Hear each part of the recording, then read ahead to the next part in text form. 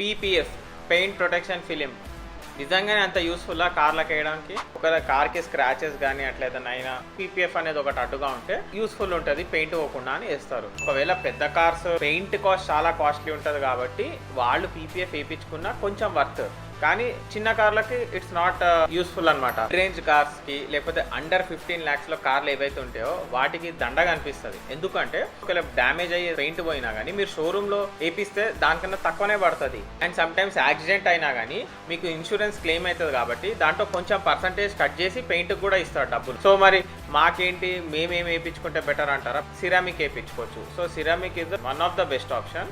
అట్లా కూడా కాదంటే మీరు డైలీ ఇంట్లో కార్ క్లీన్ చేసుకున్నా కూడా సరిపోతుంది. పీపీఎఫ్ వల్ల నెగటివ్స్ కూడా ఉంటాయి. ఒకటి ఏంటి అంటే మీరు మన ఫోన్కి సిలికాన్ కవర్ వేస్తాం కదా బ్యాక్ సైడ్, అప్పుడు అది ఎల్లో కలర్గా మారిపోతుంది. ఎగ్జాక్ట్లీ సేమ్గా కార్కి పీపీఎఫ్ వేసినప్పుడు కూడా కొన్ని రోజులకు అది ఎల్లో కలర్ అయిపోతుంది. సమ్ టైమ్స్ కార్ కలర్ని డామినేట్ చేసేస్తుంది అనమాట అది. అండ్ సెకండ్ థింగ్ వచ్చేసి ఏంటి అంటే ఎప్పుడన్నా తీయాల్సిన అవసరం వచ్చినప్పుడు పీపీఎఫ్ని గుంజినప్పుడు ఈవెన్ కార్ పెయింట్ పోతుంది. అండ్ కొన్ని లో క్వాలిటీ పీపీఎఫ్ వేసినప్పుడు స్క్రాచెస్ అవన్నీ బయటికి కనపడుతుంటాయి అనమాట. సో కార్ చూడడానికి దాని లుక్ పోతుంది. సో పాజిటివ్స్ నెగటివ్స్ అన్నీ ఆలోచించుకొని అసలు పెయింట్ రేట్ ఎంత పడుతుంది అనేది మీరు షోరూంలో చెక్ చేసుకొని దాన్ని బట్టి పీపీఎఫ్ అనేది వేయించుకోండి. నా సజెషన్ అయితే ఇట్స్ నాట్ వర్త్.